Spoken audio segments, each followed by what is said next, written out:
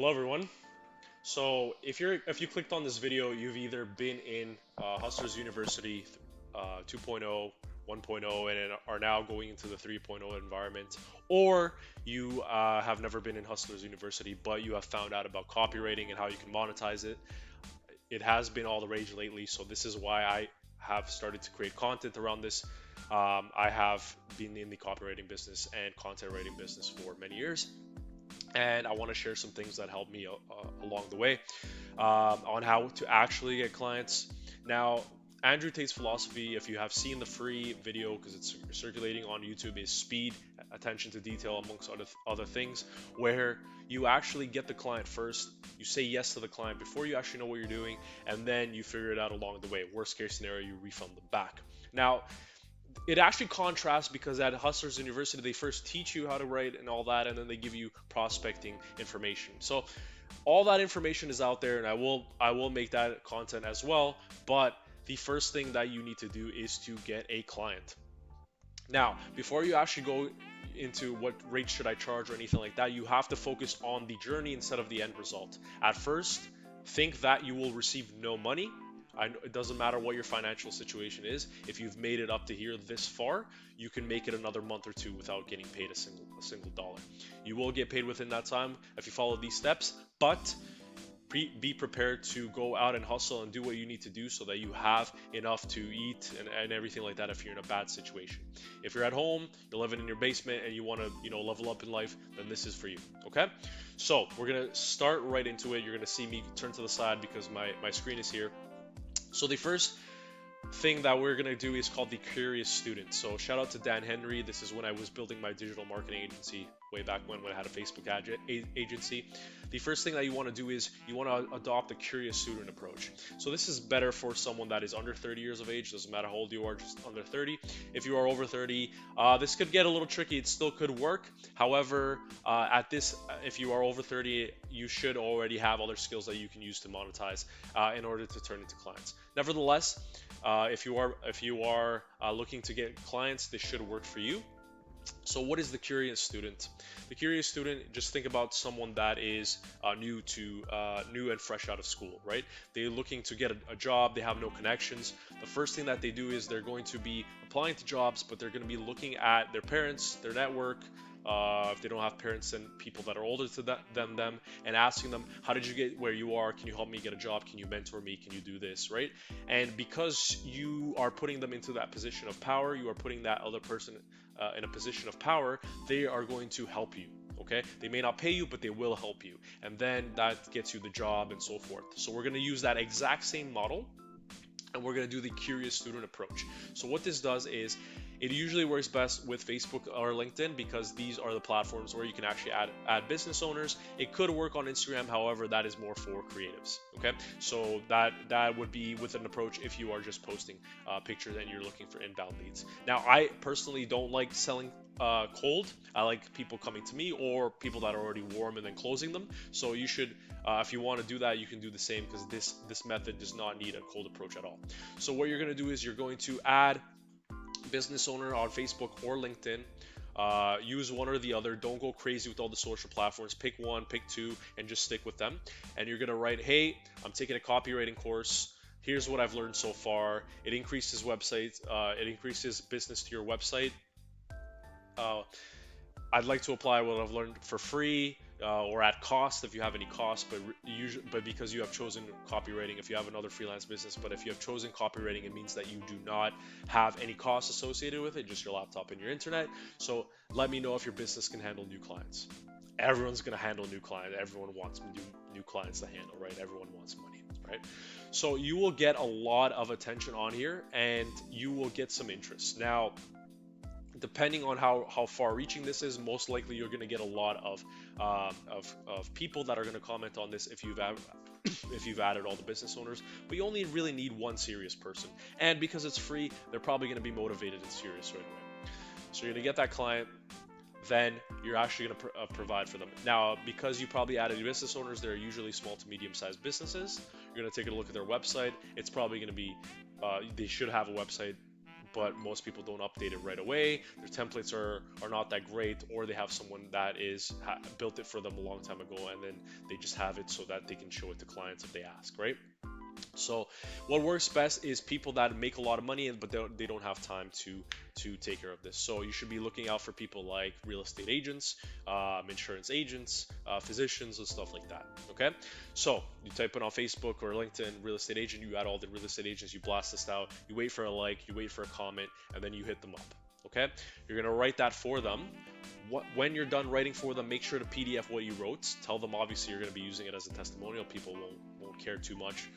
It'll actually bring them business. Let's say further down the line if you ever start your own website. Okay, so you're going to over deliver on what you promised, and it's very easy. You're just going to write a 500 word article, or you're going to do their services or stuff like that, and you're going to say, how did you like this?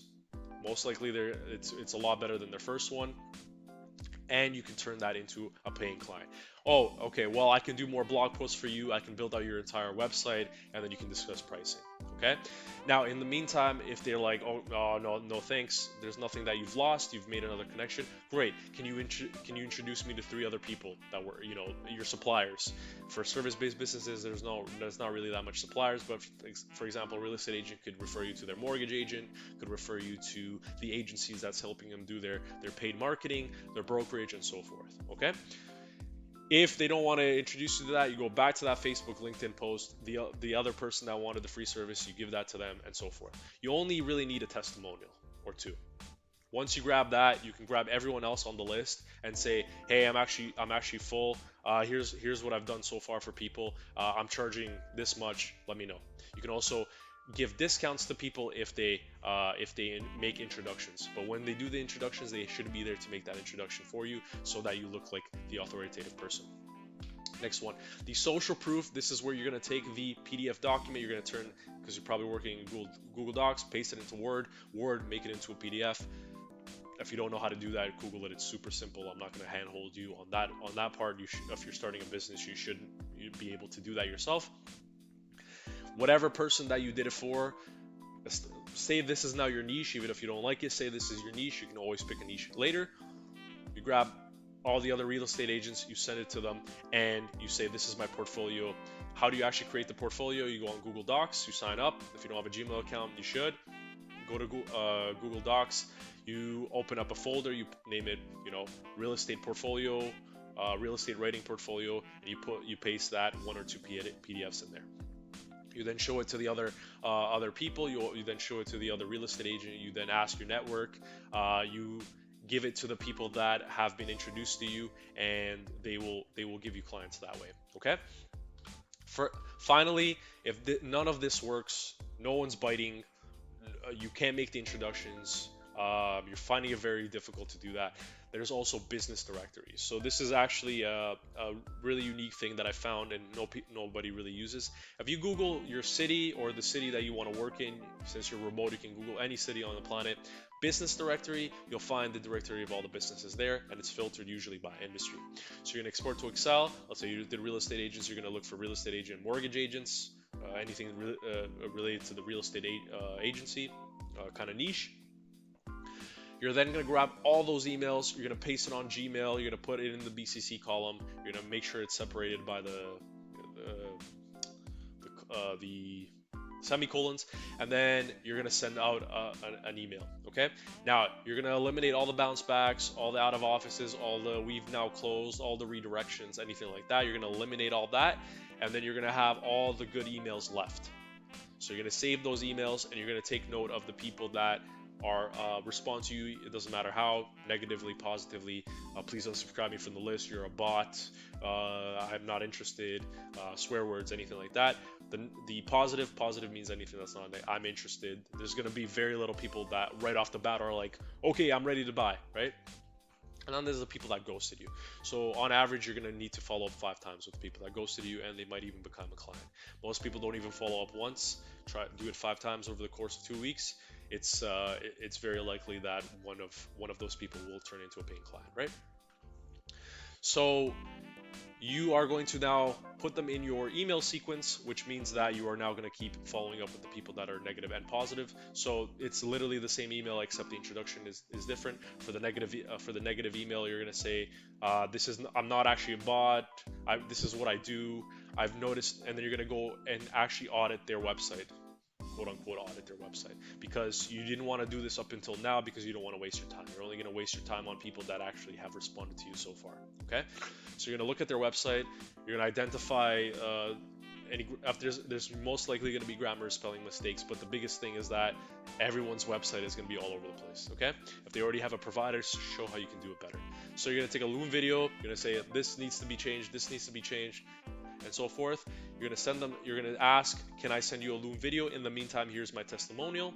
You're going to put the testimonial, you're going to link them to the Google document testimonial, and then you're going to go from there. Okay. Positive one, it's the exact same thing, except you're going to say, hey, glad you responded. Let's, before we work together, here's what I like to do, and here's how I would like to review our partnership, and here's the Loom video with all the mistakes. Okay, so those are the only really three things that you need. Now, if you already have clients and you just can't seem to grow, these methods will not work for you because you don't want to spend time on things that are not going to make you any money. The business directory thing might work, but then you're starting from the ground up. The whole point of having clients is to leverage them into more clients, or get a higher percentage of their wallet. So if you have already three or more clients, or you're looking to get to the next stage, you can give me an email. We'll set up a call, and we can figure out how to go from there. But if you guys want to know how to write an email, because I'm going to make this into a series, if you guys want to know how to write emails, how to keep prospecting, how to actually do copywriting, how to do content writing, what converts, and so forth, the next video I'm going to probably do is on emails, because that's your next step. So for that, I just want to see if there's interested in the video, so give it a like, so a thumbs up for the algorithm, and then subscribe so that when I actually do post a video, you'll be notified. All right, everyone, so good luck out there. It's totally super easy. Go get your first client, even if it's not paying, and just comment down below if it worked. I'm 100% sure you're gonna find at least one person. Do it in the next 30 minutes. Honestly, just do it in the next 30 minutes. Just post it. You'll find, even if you get someone with a like, you can just message them afterwards. Okay. All right, guys. Have a great day. Good luck.